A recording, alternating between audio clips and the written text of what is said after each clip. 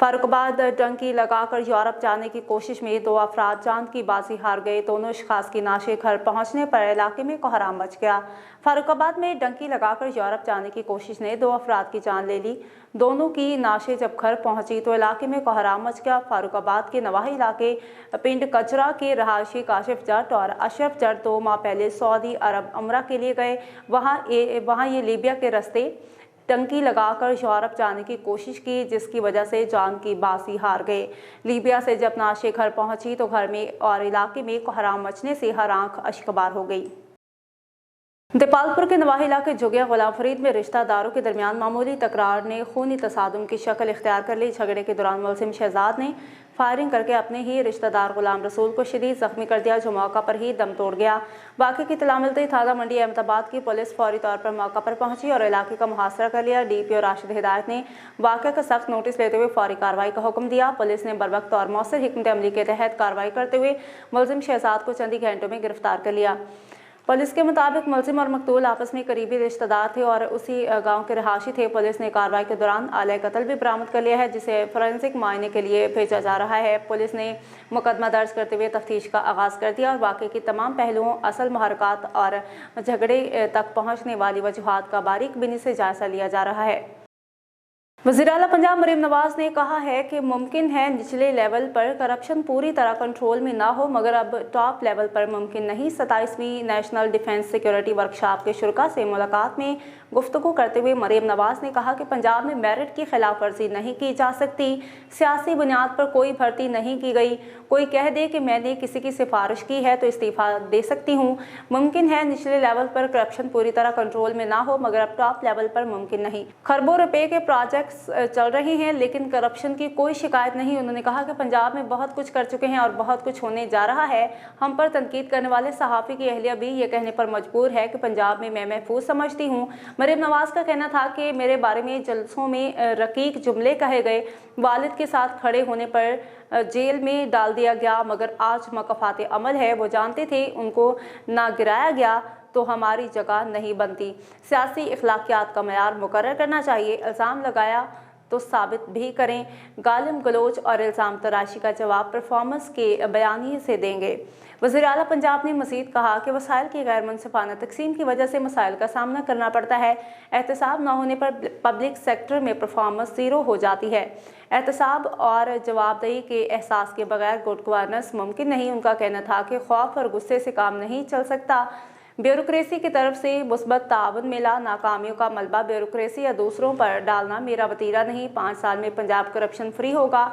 मरीम नवाज ने कहा कि वोट ना मिलने का डर हो तो कोई अच्छा काम नहीं किया जा सकता। तजावज़ात उठाने पर लोग नाराज़ भी हुए। कहते थे बेटी आती है तो घर चमकाती है।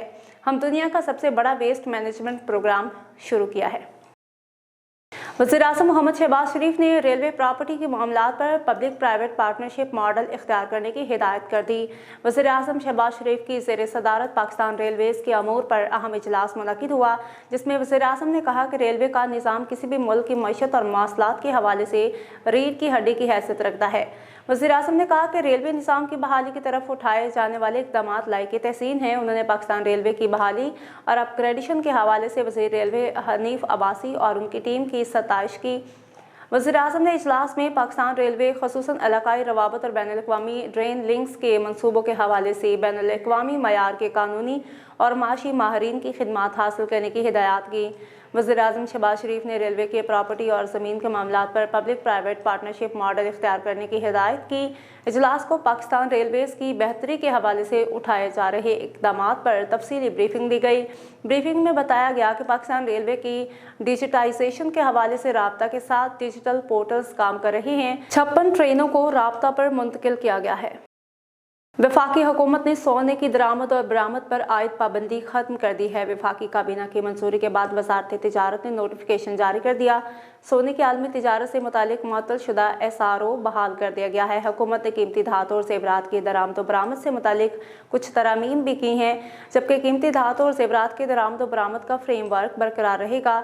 नोटिफिकेशन के मुताबिक फ्रेमवर्क शफाफियत और खुदकार निज़ाम में बेहतरी के साथ जारी रहेगा। रवां साल मई में सोने की दरामद और बरामद पर पाबंदी आयद की गई थी। वाज़ेह रहे कि सोने की दरामद और बरामद की इजाज़त देने से मुल्क में सोने की कीमतों में कमी हो सकती है।